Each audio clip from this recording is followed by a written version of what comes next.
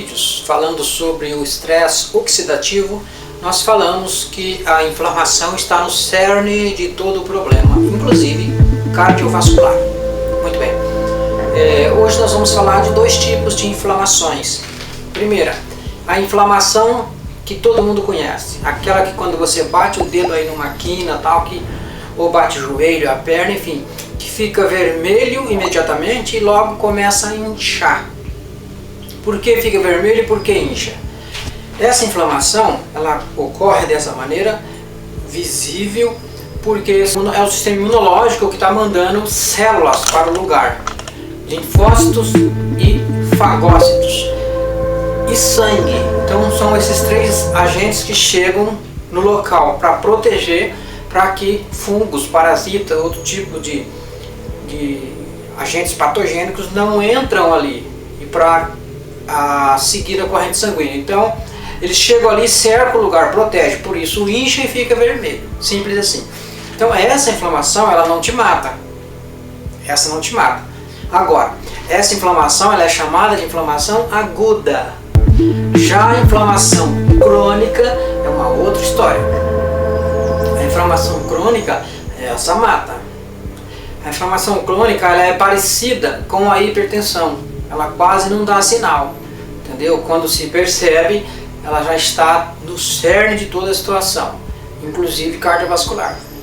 Contudo, é um componente significativo de praticamente todo problema degenerativo, inclusive Alzheimer, diabetes, obesidade, artrite reumatoide, câncer, doenças neurodegenerativas, doença crônica, doença do trato respiratório inferior, gripe, pneumonia, doenças crônicas do fígado e dos rins, acima de tudo, doenças cardiovasculares. Quando uma inflamação existe, mas passa despercebida no sistema cardiovascular, é comum que implique num grande problema para o coração. E a inflamação é raramente um fenômeno local.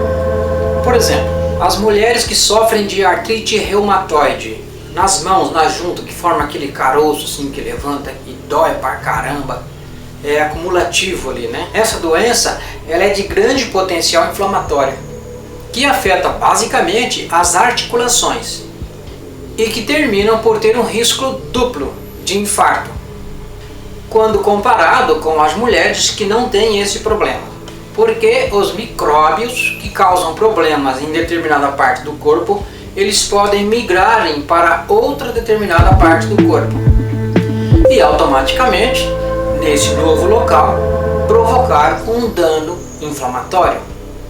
Veja, uma infecção que começa na gengiva, por exemplo, pode facilmente fazer com que as bactérias migrem para a corrente sanguínea, onde podem encontrar terreno fértil em uma parede arterial enfraquecida, que lhes permite lançar ali as sementes de uma nova inflamação.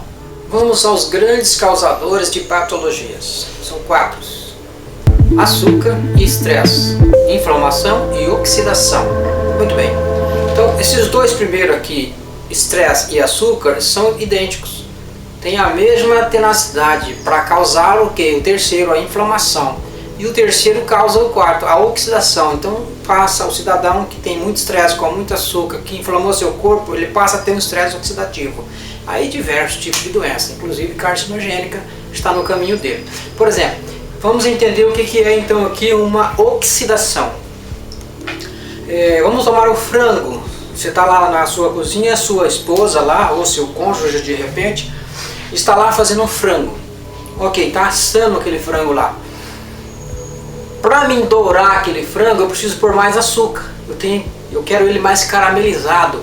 Então eu vou fazer o que? Eu vou pegar um pincel e vou encher de açúcar. Quando ele vai assar, ele vai então caramelizar. Aquilo dentro do nosso corpo é exatamente o que ocorre, entendeu? Ele dá uma oxidação, ou seja, ele envelhece, ele dá uma queima. Então no processo dessa queima, cientificamente, chama glicagem. Então o corpo está glicando mais, entendeu? Ao invés de metilar. Então nesse aspecto de oxidação, é uma queima e envelhecimento. Ao invés da célula metilar mais, ou seja, deixar mais saudável o ambiente, alcalinizar ou rejuvenescer o ambiente, então houve uma glicagem, então oxidou e passou a envelhecer precocemente. Infelizmente é causado por você através do excesso de uso de açúcar, através do excesso do estresse que você passa durante o dia, você inflama o seu corpo e automaticamente você enferruja-o. Simples assim. Agora veja, só existe 3 formas de ficarmos doentes. Primeiro, com o que eu como. Segundo, com o que eu penso. Terceiro, se eu tiver contato com fungo, vírus, parasita, bactéria, além da minha defesa imunológica. Bom, esse terceiro aqui não estou tendo, porque tudo que já existe, meu corpo trabalha muito bem com isso. Então sobrou 2. Simples agora, né? Só 2. Ficou fácil de lidar com o que eu como, com o que eu penso. Então se eu selecionar o que eu como, opa, vou ter mais problema. Se eu selecionar os meus pensamentos, opa, não vou ter mais efeitos colaterais de forma psicossomática. Pronto, resolveu, a minha saúde está ok. Como foi dito há 5.000 anos atrás, 2 linhas. Vamos resolver essas 2 linhas. Primeira, com a alimentação errada, um médico é inútil. Por quê? Ele dá remédio, mas você come errado. Dá remédio, come errado, vai ficar doente. E com excesso de medicamento, vai ficar doente por 2 vezes. Bom, segunda linha.